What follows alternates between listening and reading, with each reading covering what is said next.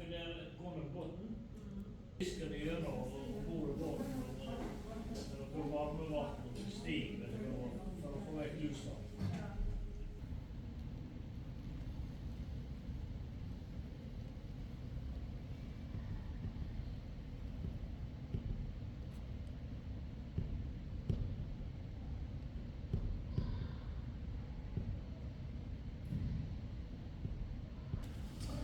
So here in this Atlantic tank, it's actually so natural that also our fishes can lay their eggs here.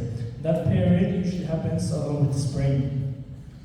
Så her så er det også så naturlig at fiskerne våre skal faktisk gyte. For de sikkert vet hva gyting er, så er det altså at fiskerne skal legge seg der.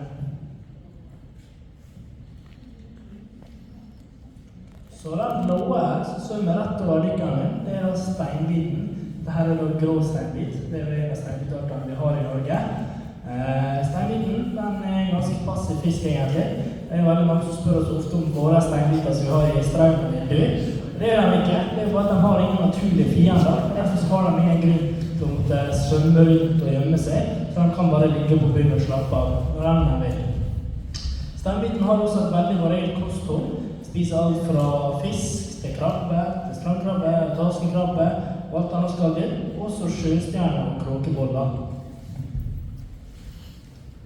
So the fish I talked about now in Norwegian was the wolffish. It was this blue one you saw swimming here. I don't see it right now. You rarely see it in the Atlantic tank, and that's because it's a fish that usually lays on the bottom of the tank here and just lay there relaxing. And that's because he doesn't have any natural enemies, so he has no reason to hide. Otherwise, if you compare it to other fishes, they usually swim around all the time. That's to hide from predators.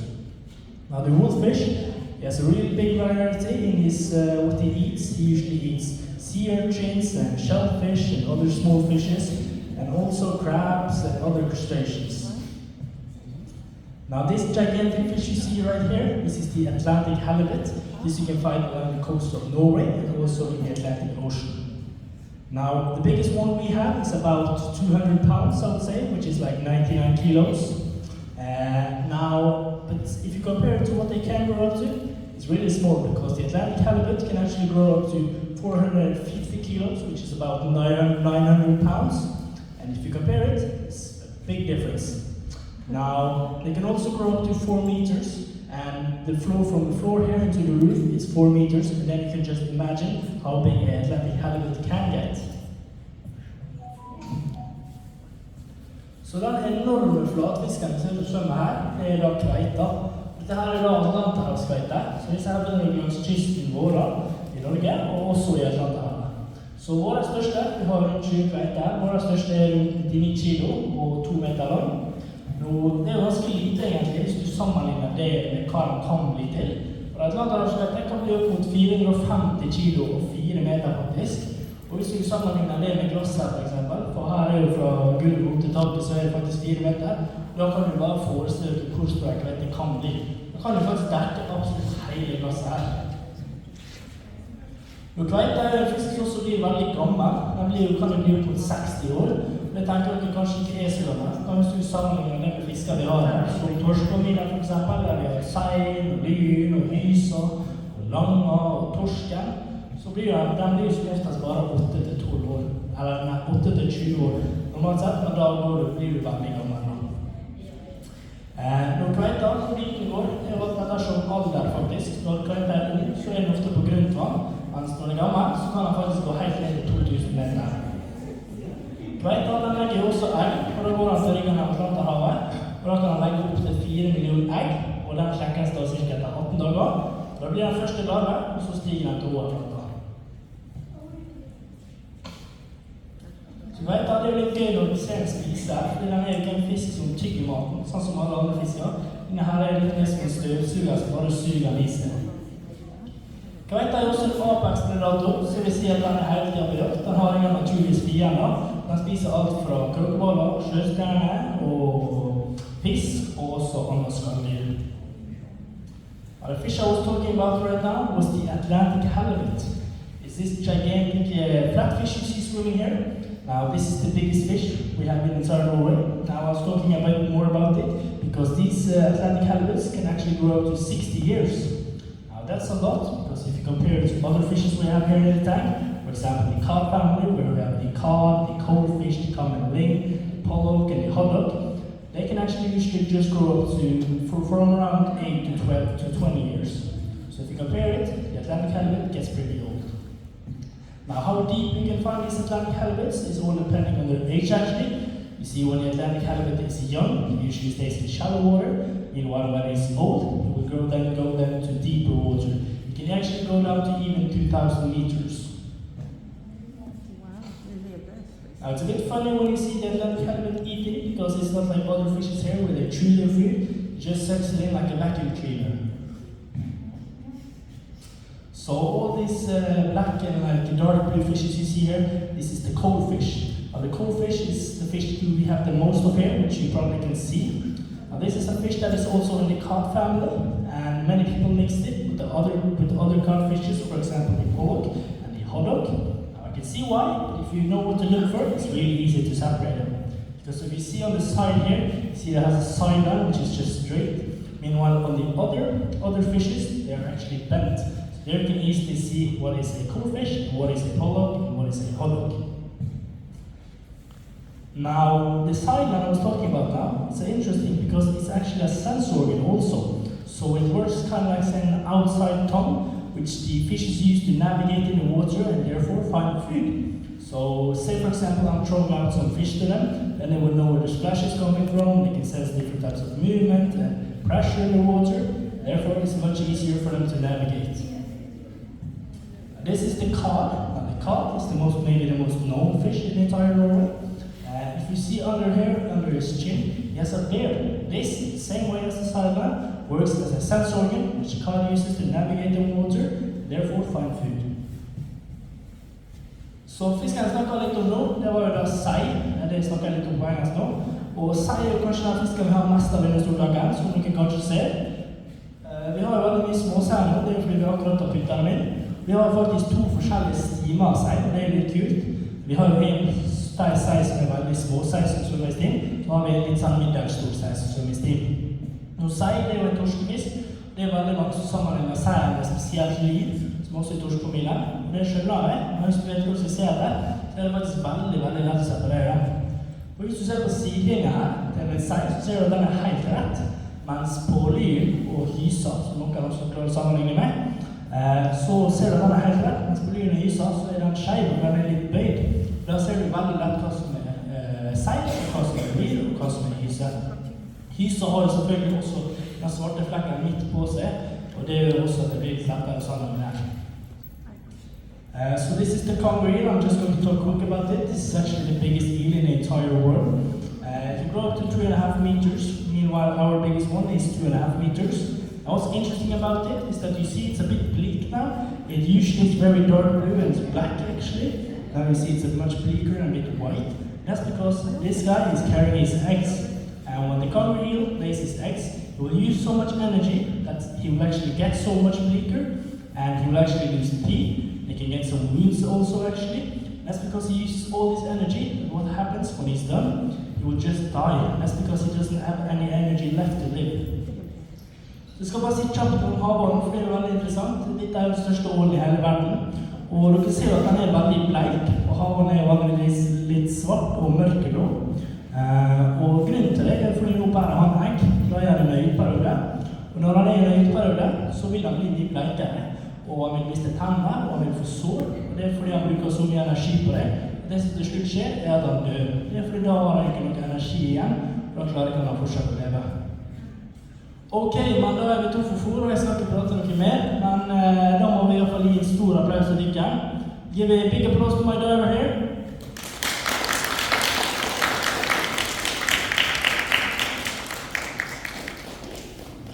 Og hvis dere har lyst til å gå frem og ta bilder med han, så er det selvfølgelig bare å gjøre det. And if anyone wants to take a picture with it, you can obviously just do that. Thank you.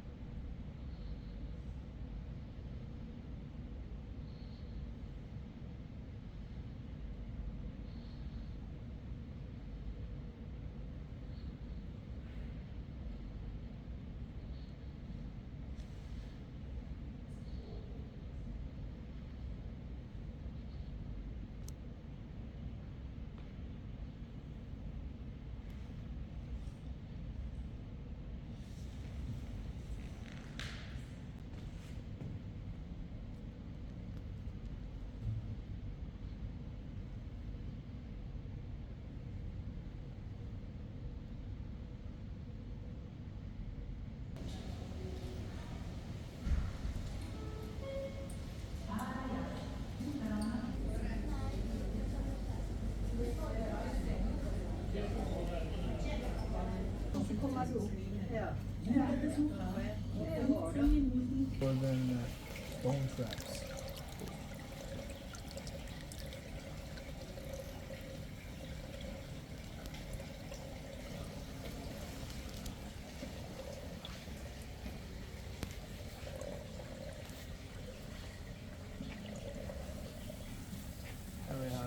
Hermit crab, for example. So now if you want to touch and you want to hold all of these, you can.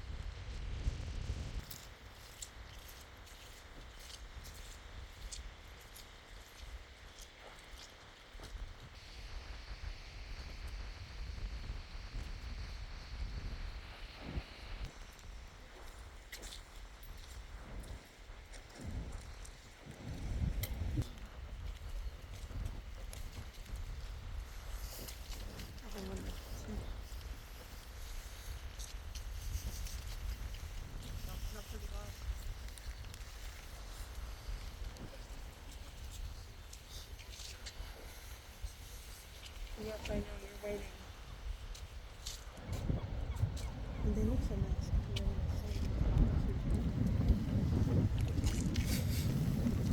Hello.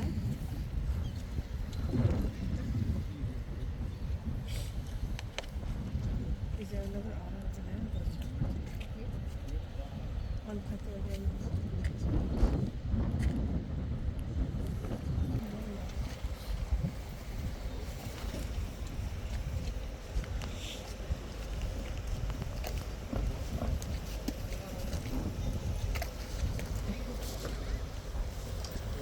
Okay, so we do it in English today, yeah? Yes, welcome to Atlanterhavsparken and the Otter Island. As you can see, we don't have so many European otters. Now we have two. We have one male, the big one is the male, is the boss, it's called Otter. And he's pretty old. He's born in 2016. But outside in the wild and also in captivity, these animals they can live for between 3 to 5 years recently, but they could go up to 70. It depends on how they live. Because in the wild, outside in the wild here, I have no enemies. Still the humans, the only one. Because a lot of these are usually solitary and they're also nocturnal. So normally they sleep through the whole day. They're hunting during the night. And a lot of these otters are crossing the roads, so they can get hit by cars. And they also like to dive at shallow water, so they can go into ponds and fishing gear and stuff. And so that. But the population in Norway has been very low for many years, but we protected them very early, since 1982. And before that, the population was almost gone, not only in Norway, whole Europe, mostly because of this cure. They were hunted out for clothes and shoes and everything. But now the population is growing a lot. This is Luther. And this one here, this nice otter here, she was born this summer. This is Lily. You can see she only got one eye because she got born with a micro eye. It could be something wrong in the pregnancy or the genes or, yeah. But it's not a problem. It's very well, it's no problem. And she lives with it. And yeah, it goes very well. This one, she was found in a low. His mother got hit by a car. So we take her here and we're feeding up by feeding bottles and milk. And afterwards we try to go here with Buffla, the male. The little screaming is because she wants to eat alone. Yeah. So he's very nice, so he don't make any problem for her. They play together around an hour. It's no problem. And also in the basement we have 3, more like the same size, feeding on from the start. But they're still in quarantine, so we don't get them out before in March. They go out. So it's going to be 5 here. Because straight before Christmas, the oldest of the females, she died. She lives here from 2015. Yeah. And we take her out. She was very tired because us also, like humans, the animals get cancer. Yeah. So when we take her out, she gets cancer. Lymphoma, yeah, the lymph system, yes. But she has a long and good life there, so it's no problem with that. Today, usually, this is saint or rock salmon. This is a kind of red fish, yeah. But they're also eating all kind of fishes. This guy here loves to take the seagulls or the crows if they came down here. Yeah, he will eat them. Yeah, they love crash birds. Yeah. So, in 14 days ago, we take a big seal, yeah, for dinner. He was finished eating, but yeah, the bird came, tried to steal the rest of the fish, and he just. So in the wild, these animals, they're eating everything. They're eating fish, small mammals. They're eating like mouse. They're eating frogs, birds, eggs, whatever they can find. So. In the wild, these animals, as I said, they could live up to 17 years.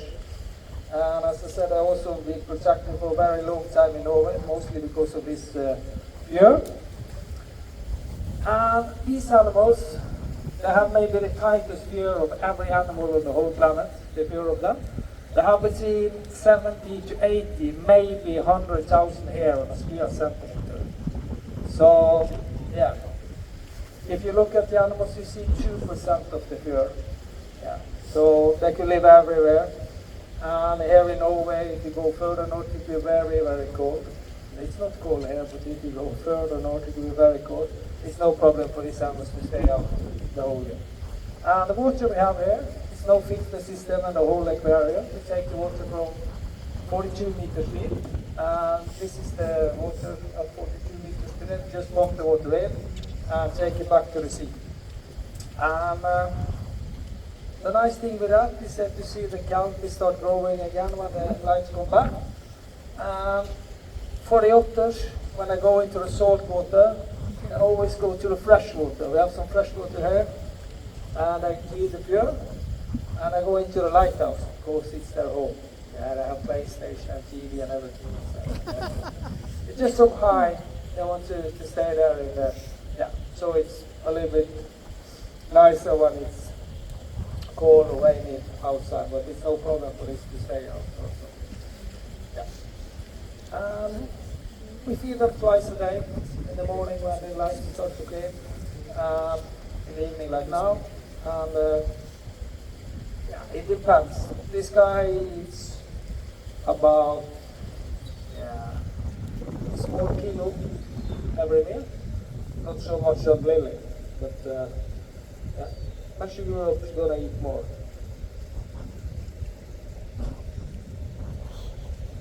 Got it, man? Got it, understand? Yeah, good luck.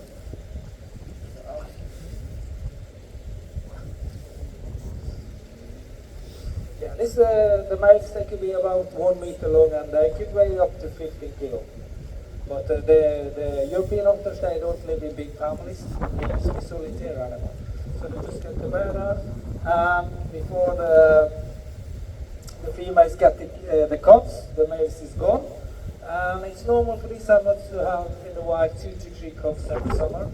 And I follow them up for about 1 year before they start to go on their own. Put it back.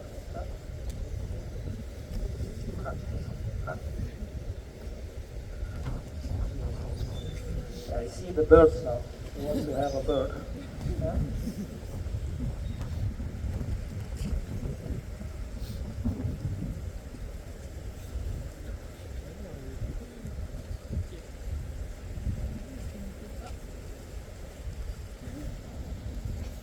Yeah, it was one kind of this. Yeah.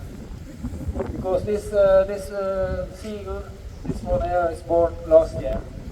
So they don't have experience to know that this animal is not so nice.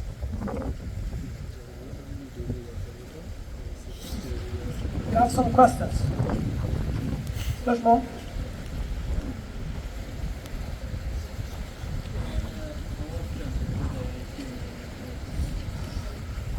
It depends.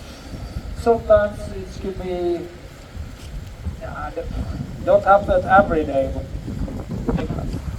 Yeah, and when I get them, they're eating. They are taking out all the feathers and they start to eat them. And yeah,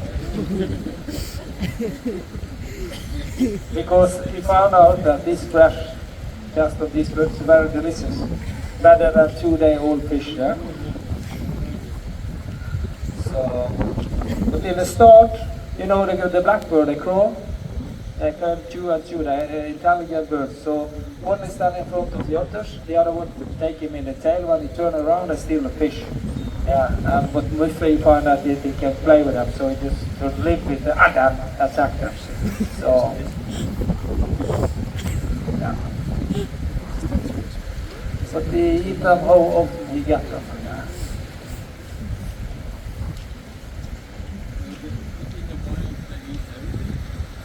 Everything, yeah. They dive to shallow water mostly. They can stay down for 4 or 5 minutes, but normally they have short dives and shallow water. They get shell, and they get shellfish, and they get normal fish, all kind of fish. And they're eating, as I said, all kind of birds and eggs. In the springtime, when the birds came with the seabirds came with the eggs, it's a lot of eggs.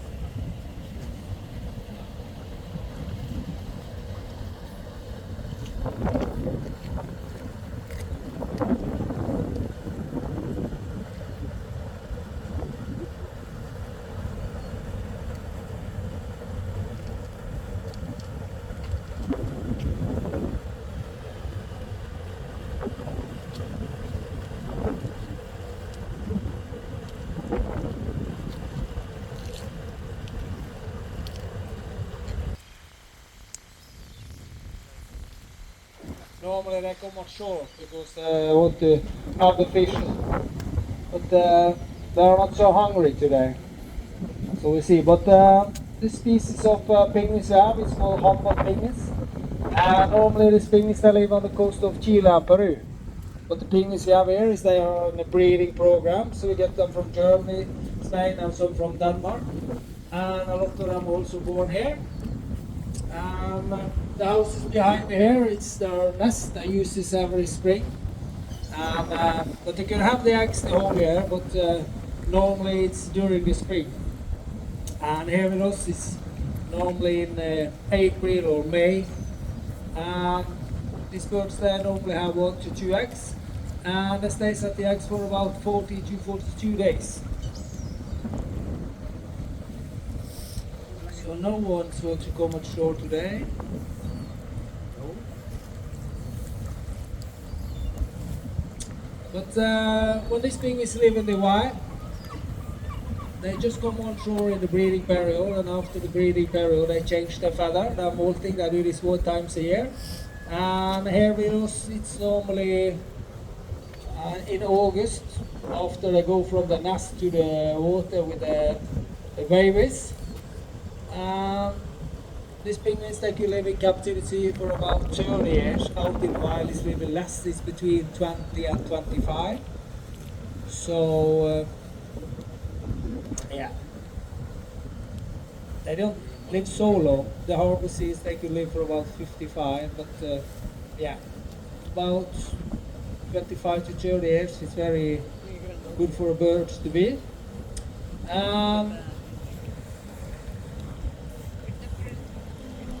Here with us, they go in the wild and they stay in the water, but it's very cold here and icy on the shore here. They don't like the snow and the ice, so when it's very cold they like to stay in the water, because this water we take it from 42 meters and it goes from 5 to 30 degrees. Maybe in September it's 13, in the winter it could be down to 5. And when it's very cold in the air and snow and ice here, they don't like to go ashore, they just stay in the water. So that period we feed them in the water, but normally they come ashore and stays on the rocks here. But they didn't eat so much for breakfast or today. And in the morning I see a lot of eagles over here. I don't like the eagles, that's why we have these lines. So when the eagles are screaming over here, they like to stay in the water. And in January and February, it's a lot of young eagles. They don't come down here, but they used to stay over watching. So the penguins maybe are a little scared. It seems to be that it's not so much you could be before they get screamed. How much the weight? Between 3.5 to 5 kilo. So they don't.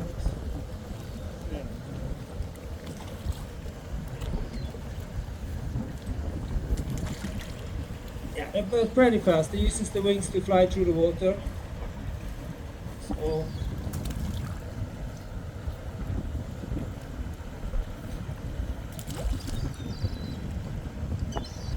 Is that frozen fish? No, no. It's fresh? Yeah, it's caplin. We give them these kind of fish here. It's caplin, it's sprat, and it's herring. Depends on what we have on the house.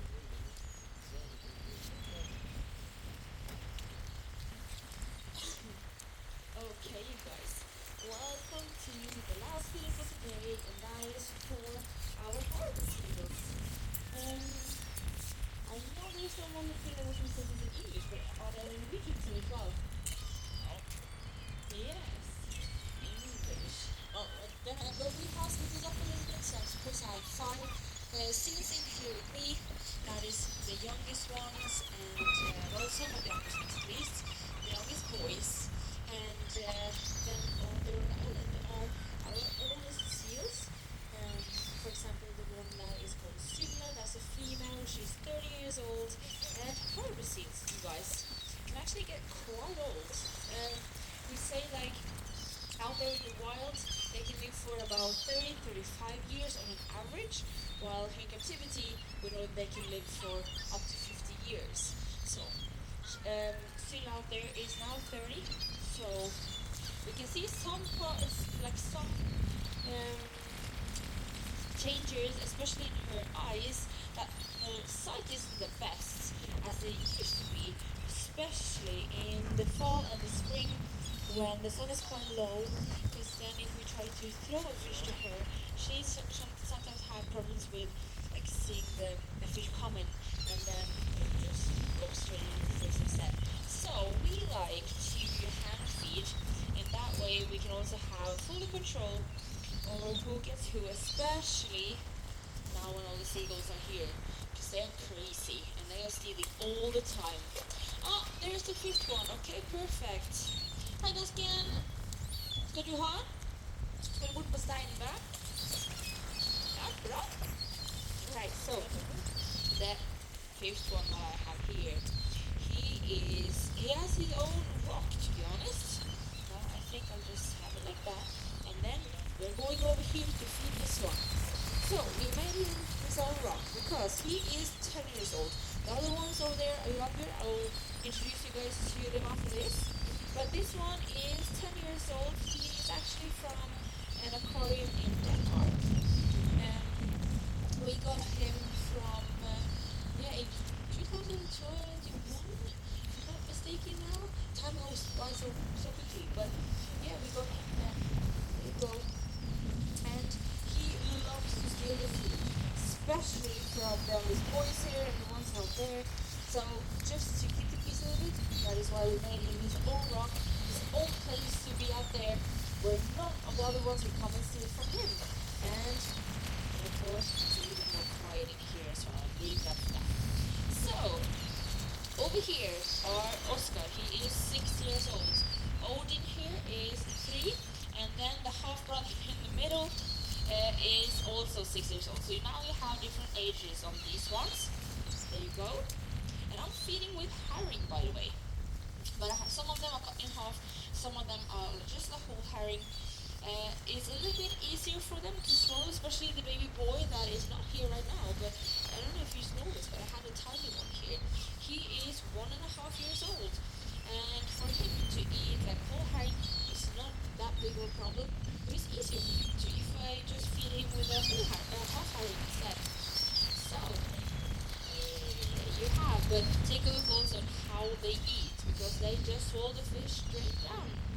Of course, if they are use their teeth to chew it, but especially in the night time, they have another tool to help them out, hunting representative, so they can actually track that movement in the water that is within a radius of 30 seconds around them. They also have black and white vision, and that doesn't help out a lot when it's dark outside and dark in the ocean during the night time. So I'm really lucky to have that as well. Oh, there you go. Other than that, right now they are quite hungry. It's now during the winter time, but it's not for you, Theo. It's not for you. You can go down, please. Thank you. Oh, run away. I have food for you here. But I'm sorry, it's not for you and it's not your rock. This is one. So you understand. But I think that this one here maybe is all out there on the island. Okay, and we can go back to the bucket. Maybe you will come, maybe you won't. I was supposed to say that right now they eat a lot. I have 5 kilos, well 5.5 kilos in the bucket, and I'm supposed to feed 5 seals. We feed them twice a day. But when I'm saying that we feed them much right now, that is because they have the same body temperature as us humans. So, and during the winter time, for them to stay warm and keep the warm, they need to gain a lot of weight before the winter comes. Yes. So this one, for example, he is super active during the day. So he needs a lot of food. And normally, harbour seals are a species that eats a lot, and then they can go days and even weeks without eating anything. So it's a little bit abnormal for them to be fed twice a day, and also just like a little bit. Of course, a 1 kilo for every seal twice a day is enough, but we are keeping them on this fine line of not overfeeding them, because then they will not come in here. We will never have the chance to thank you, to look at them and take a close look and just see what's going on with them, because if some of them is not for you, it's for Odin. Yeah. There you go. So if for example he gets a wound and he's full, so he will not come here during the feedings, I will never have the chance to look at the wound and see maybe it gets infected, you know, we never know. Thank you. Yeah, thank you. I can do like that. His big eyes is like, please, I did a trick, can you just give me the fish? But no, I'm so sorry. Because I think you got enough, because I just have 2 more herrings in there, and I'm hoping that maybe the baby boy will come back in here, or maybe the seal that was up there earlier. They also need some more. But if they don't come, they are full, they don't want any more food, so that's fine. But yeah, back to the story. If he gets, it could be sick and not only a wound, but anyway, he will just be in the water here, because there